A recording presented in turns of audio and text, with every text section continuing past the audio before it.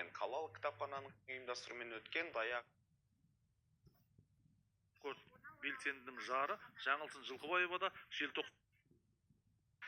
Жаңаөзен қаласы әкімдігінің қолдауымен жаңа ой оқырмандар клубы мен қалалық кітапхананың ұйымдастыруымен өткен даяқ ашы кітап байқауы өз мәресіне жетті.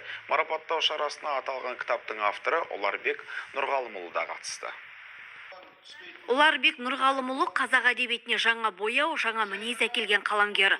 Оның шығармалары оқиға қуған көркем сөз емес, адамды тәрбиелейтін, мінезді түзейтін ұлттық мектеп. Даяқ ашы бәйге туралы емес, аманат пен адалдық, кісілік пен қазақ рухы туралы кітап. Кітап енді жалпы өзім көрген, өзім сезген, өзім білген қазақтың болмысы деп айтуға болады. Уақыт өтсе де өзгермейтін құндылықтар бар.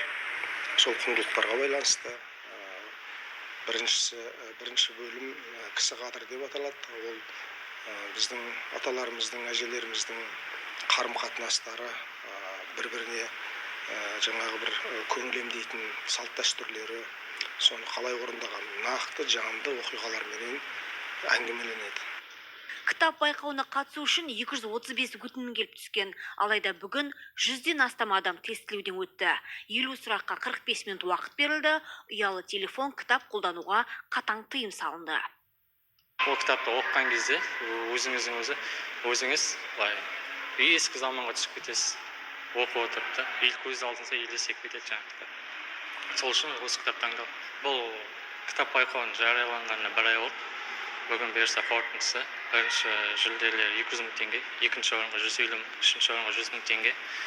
Бұл шараға бізге көмектесіп отқан қала әкімдігі және мәдениет бөліміне, кітапхана ұжымына алғысымызды білдіреміз. Оқуға құштар оқырман жобасының мақсаты бұл қала тұрғындарының кітап оқуға ынталандыру, сонымен қатар жаңа буын қалыптастыру. Бұл оқуға құштар оқырман жобасы жалпы 12 айда 12 кітап оқумен басталған болатын. Бұны жылдық қорытынды деп айтсақ та болады.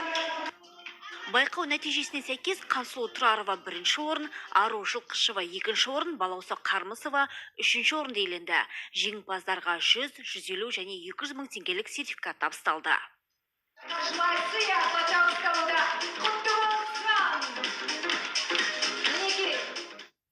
Оқуға құштар оқырман жобасының бірқатар белсенді оқырмандары, көшбасшы, кітапханамен үздік байланыстағы оқырман, кітап әлемінің зерттеушісі, кітаппен рухтанған оқырман, үздік әдебиет жанкүйері сияқты 30 аталым бойынша марапатталып, естелік сыйлықтар тарту етілді.